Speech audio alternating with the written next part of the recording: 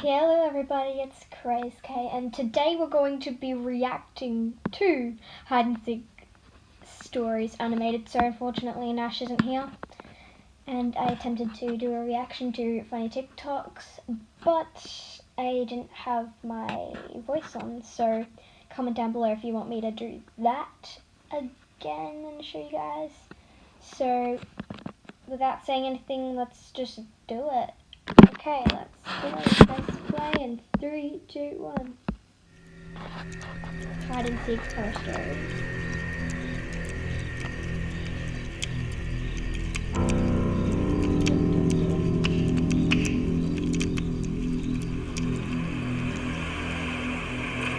When I was a kid, my parents would sometimes bring me down to my aunt and uncle's place to stay for the weekend.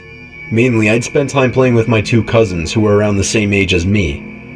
They lived on a small farm with plenty of open space, and we could run around doing pretty much whatever we wanted. If we thought we could get away with it, the three of us would sometimes cross over to the neighboring farm about half a mile away. It had been abandoned for decades, with a scattering of derelict buildings and other structures still standing on the property, just begging to be explored. This was of course a gold mine for three adventurous young boys such as ourselves, especially after my cousins told me stories about the deaths that took place in the house. It was pretty classic fare. Man goes crazy, axe murders his entire family, hangs himself, returns every night as an angry spirit looking for new victims. Good, grisly stuff. Even at that age, I knew they were probably making it up, or at least embellishing old rumors. But seeing as how the setting lent itself so well to such tales, I allowed myself to buy into it. One afternoon, we decided to play hide and seek.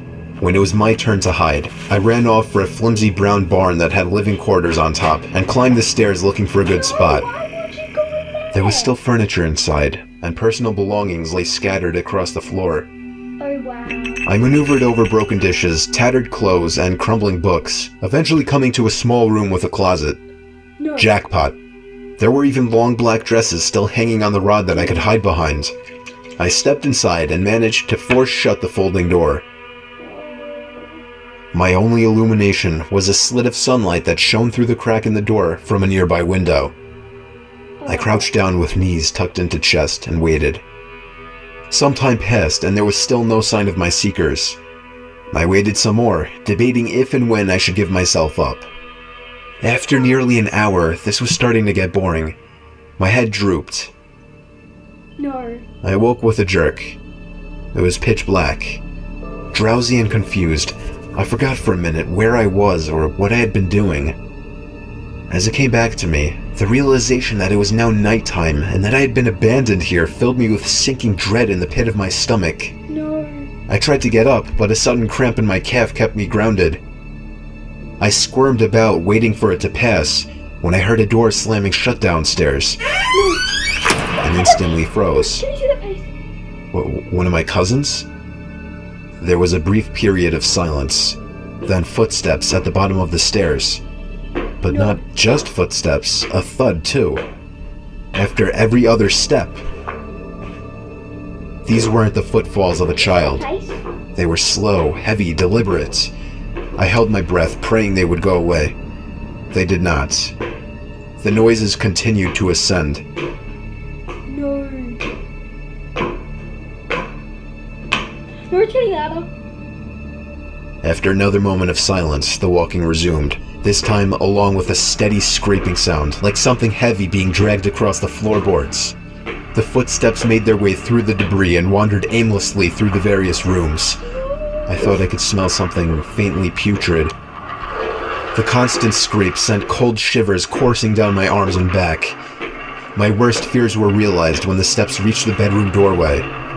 They got closer and closer, and finally stopped directly in front of the closet door.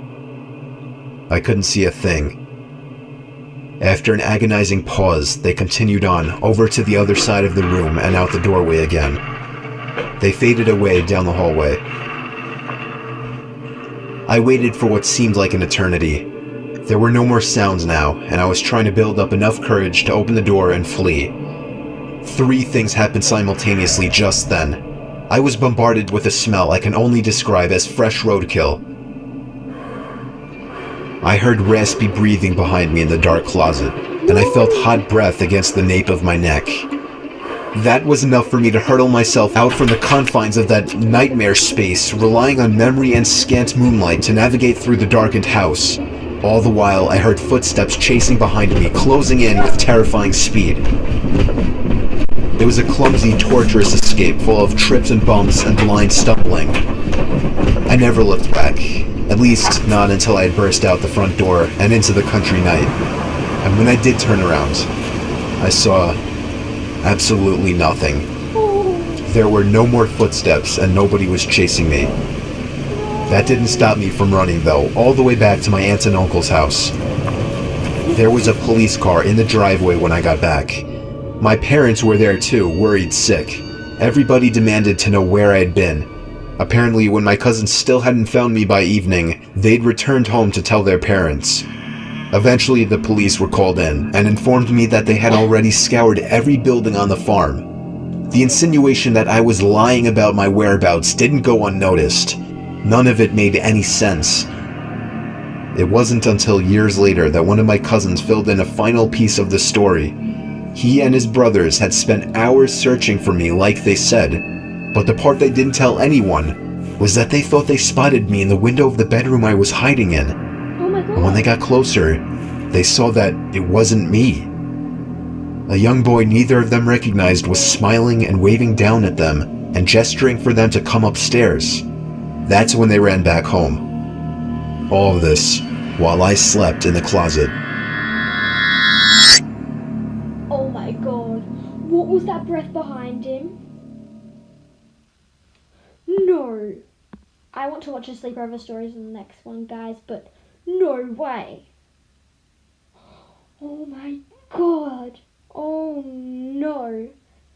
What? That is so scary. Why the hell did he go in there?